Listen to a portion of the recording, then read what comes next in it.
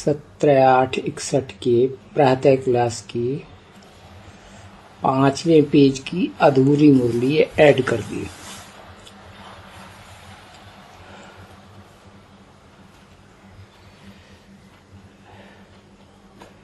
चार पेज तक मुरली नहीं है, ब्रैकेट में 5वां पेज मिली है। प्रातः क्लास की 17/8/1961 की मुरली है। कहा जाता है मनुष्य सृष्टि का बाप, आत्माओं का बाप नहीं। भले भोगी आत्माओं के बीच में हीरो पाठधारी है, परंतु फिर भी मनुष्यों का बाप है, कोई आत्माओं का तो बाप नहीं है। अब मनुष्य तो सब चंचल मन वाले हैं। कलयुग के अंत में खास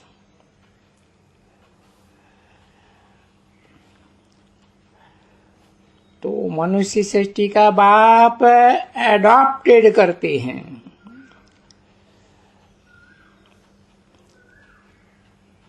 वो निराकार परमात्मा जो मनुष्य सृष्टि का बीज रूप है,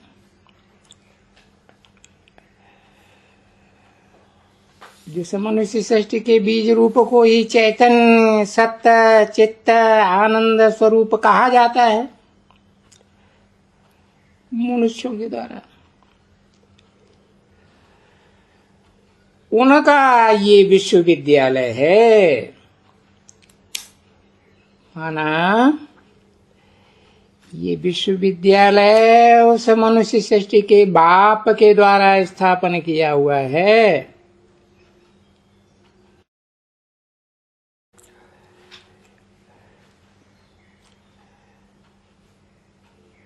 और वो बातचीत भी कर सकते हैं।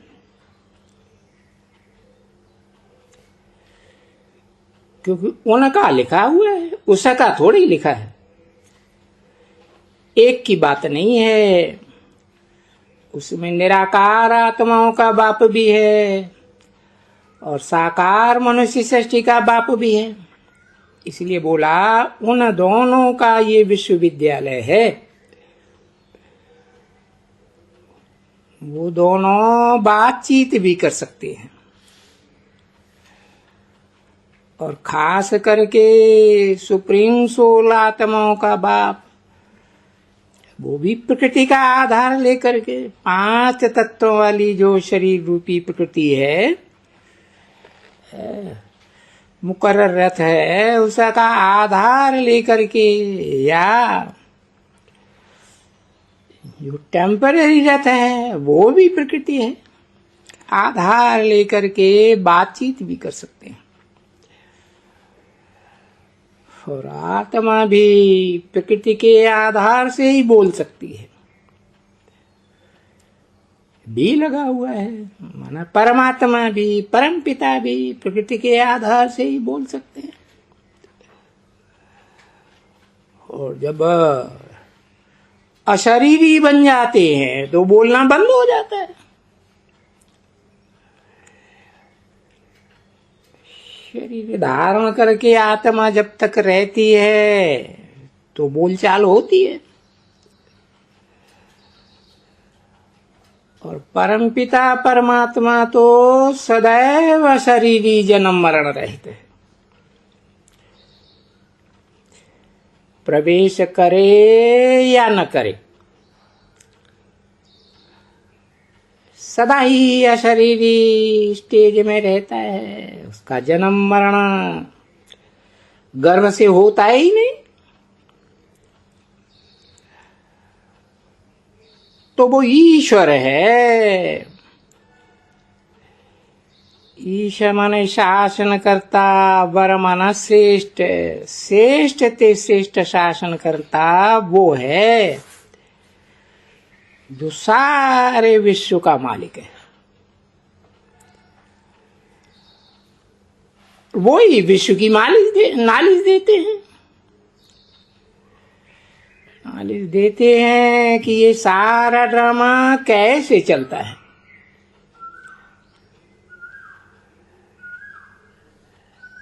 इस समय समय पर ये अक्षर मैच करने में काम में लाने हैं।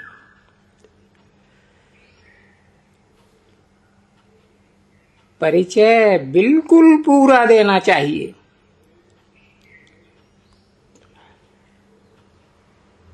परमपिता परमात्मा का और सृष्टि का,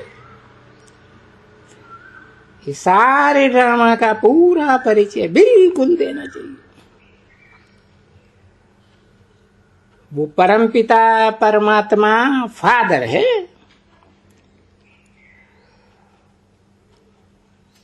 और वो नॉलेज होने के कारण,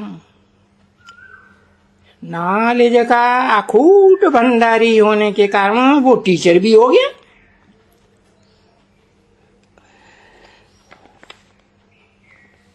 नॉलेज मिलती है तो जरूर उस नॉलेज का स्टेटस, एम ऑब्जेक्ट भी चाहिए। जैसे नॉलेज डॉक्टरी की होती है तो डॉक्टरी का स्टेटस मिलता है। इंजीनियरिंग की नॉलेज होती है तो इंजीनियर का स्टेटस मिलता है।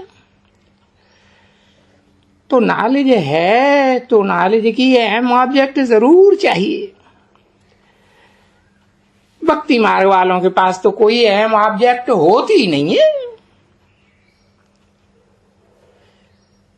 इसलिए बोला, और कोई भी धर्म पिता के पास अहम ऑब्जेक्ट होती नहीं है।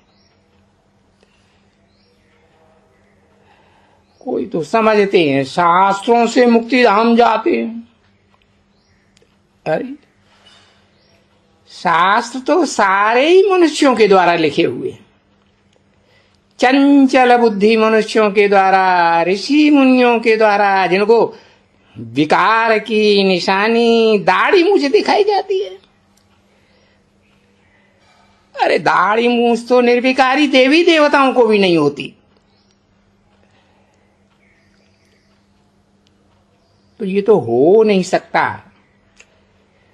कि विकारी मनुष्यों के द्वारा लिखे हुए शास्त्रों से कोई मुक्तिधाम चला जाए, क्योंकि सभी को, प्राणी मात्र को, मनुष्य मात्र को चार अवस्थाओं से पसार होना ही होता है सृष्टि रूपी रंगमंच पर। Golden, silver, copper, iron age में आना ही है। हर आत्मा को आना है। सतयुग में आने वाली हो गोल्डन एज में, त्रेता में आने वाली हो सिल्वर एज में, द्वापर में आने वाली हो कॉपर एज में, या तो कलयुगी आयरन एज में आने वाली हो, इन सभी आत्माओं को चार अवस्थाओं से पसार होना पड़ता है। मुक्तिधाम, जीवन मुक्तिधाम जाने के रास्ते का किसी को भी पता नहीं, क्योंकि सब आयरन एज में आ जाते हैं। पत्थर बुद्धि कहो बन जाते हैं। और इन सब का गाइड एक ही है।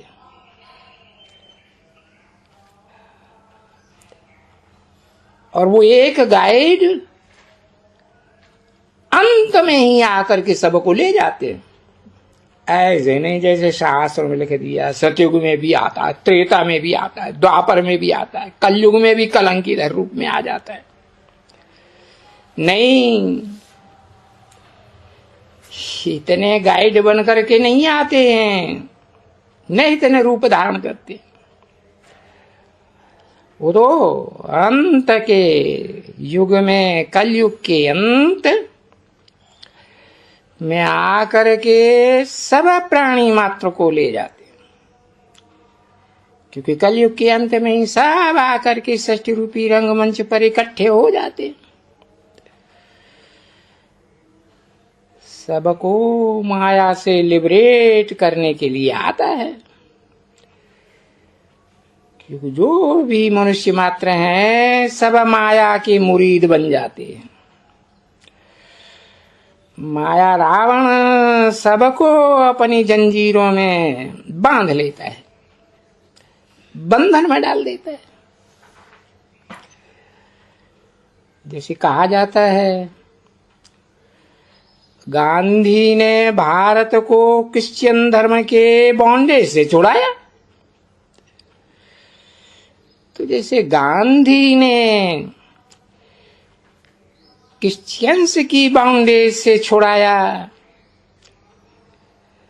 वैसे ही परमपिता परमात्मा आकर के माया रावण की बाउंडेज से छुड़ाते।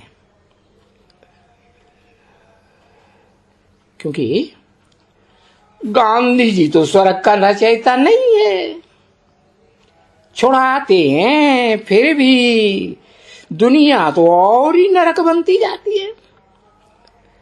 बजाय राम राज्य के रावण राज्य आ जाता है, पूरा ही रावण राज्य। तो वो गांधी रचयिता नहीं है नई दुनिया का, स्वर्ग का। वो जो परमपिता परमात्मा है, माया की बॉन्डेज से छुड़ाने वाला, वो ही नई दुनिया स्वर्ग का रचयिता है। ऐसे तो कोई भी धर्म पिता स्वर्ग का रचयिता है ही नहीं। स्वर्ग का रचयिता तो वो हेवनली गॉड फादर ही हमको पढ़ाते हैं। देखो इस चित्र में देखो, यहां मम्मा बाबा और बच्चे तपस्या में बैठे हैं। सीढ़ी के चित्र में देखो, नीचे बैठे हैं और इनकी एम ऑब्जेक्ट, फिर सीढ़ी के चित्र में एकदम ऊपर में जाओ, वो एम ऑब्जेक्ट ऊपर में खड़ी है। वो कैसे नर से नारायण अथवा कैसे बेगर टू प्रिंस बनते हैं। मम्मा बाबा, अब ये मम्मा बाबा की बात नहीं है, वास्तव में मम्मा बाबा तो यज्ञ के आदि में ओम मंडली में थे, जो ब्रह्मा सरस्वती को भी पढ़ाई पढ़ाते थे, टीचर बन करके बैठते थे। हाँ, ये कहेंगे कि मम्मा जाबा बाबा जैसे भारतवासी बच्चे भी, वो भारतवासी बच्चे ही डबल सिरताज प्रिंस प्रिंसेस थे। प्रिंस प्रिंसेस होना अलग बात है, नर से प्रिंस बनना, गर्भ से जन्म लेकर के, और नर से डायरेक्ट नारायण बनना अलग बात है। अब वो प्रिंस जब भारतवासी फिर बनेंगे। इसको कहा जाता है राजयोग, कर्मयोग, सहज योग। और ये राजयोग कहो, कर्मयोग कहो, सहज योग कहो, ये अब हम ही सीखते हैं। अभी नई दुनिया स्थापन हो रही है, तो हम ही सीखेंगे ना। बाकी सन्यासी तो आते ही द्वापर के बीच में, बौद्धी धर्म से सन्यास शुरू होता है ना, तो बौद्धी धर्म कौन सी युग में आता है? द्वापर में आता है। वो सन्यासी जो कलयुग के आदि में शंकराचार्य आए, वो तो बाद में सन्यास करते हैं। ये बौद्धि तो पहले ही सन्यासी बन जाते हैं, पहले तो प्रवृत्ति मार्ग के पक्के थे, फिर बाद में स्तूपों में इकट्ठे स्त्री पुरुष रहने लगे तो व्यभिचार आ गया, और व्यभिचार को देखा तो सन्यासी बन गए। वो कहते हैं ना, नारी मुई घर संपत्ति नासी, मूड मुड़ आए भय सन्यासी। बैराग आ जाता है। अभी देखो उन सन्यासियों की, चाहे वो बौद्धि हों, चाहे वो कलयुगी सन्यासी हों, कलयुग से आने वाले, चाहे वो क्रिश्चियंस हों, मुस्लिम हों, कोई भी धर्म वाले सारे ही सन्यासी हैं। कोई प्रवृत्ति को निभाने वाले थोड़े ही हैं। अभी तो उनकी जैसे बादशाही है,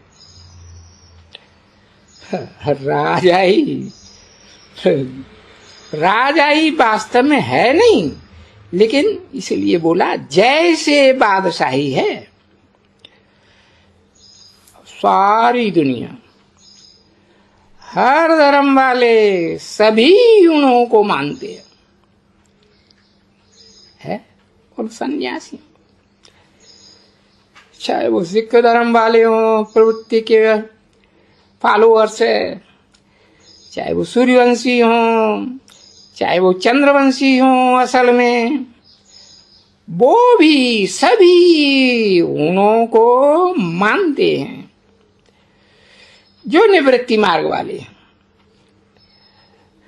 अभी इस पुरुषोत्तम संगम युग में सभी का सन्यासियों का विनाश होना है। एक भी निवृत्ति मार्ग वाला नहीं बचेगा। कोई भी धर्म में जाने वाला हो, निवृत्ति मार्ग वाले रहेंगे नहीं। फिर कौन रहेंगे? फिर तो एक देवी देवता धर्म वाले ही रहेंगे, और तो कोई षष्ठ रूपी रंगमंच पर रहेंगे ही नहीं। ओम शांति।